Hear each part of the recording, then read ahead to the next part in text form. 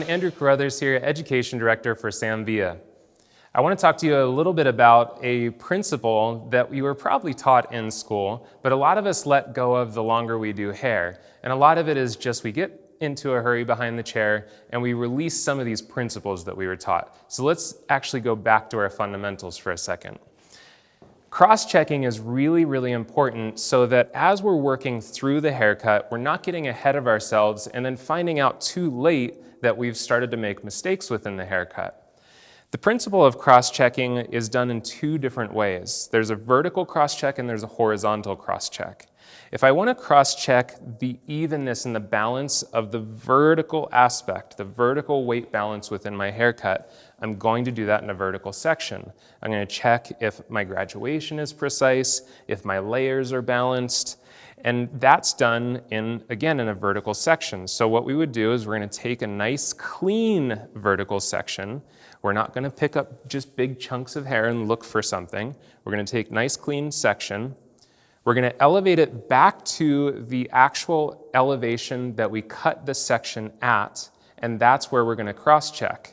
Because if we elevate this at a different point, and this is what I've seen a lot of times behind the chair, we'll kind of start cross-checking in weird ways, and you're going to see things that actually don't exist in the haircut.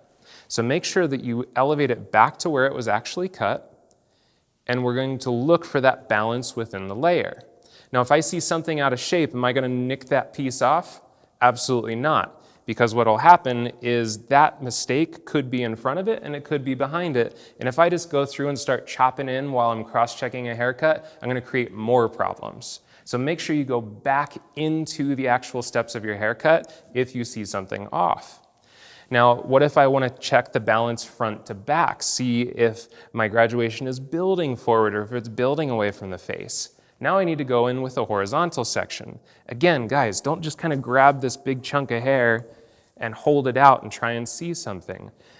We want to work with a sense of purpose, so I'm going to actually take a clean section, again, elevate it back to that point that it was actually cut, and then I'm going to look for the evenness and balance within my line. Again, don't cut things that you see in your cross-check, go back into your principles.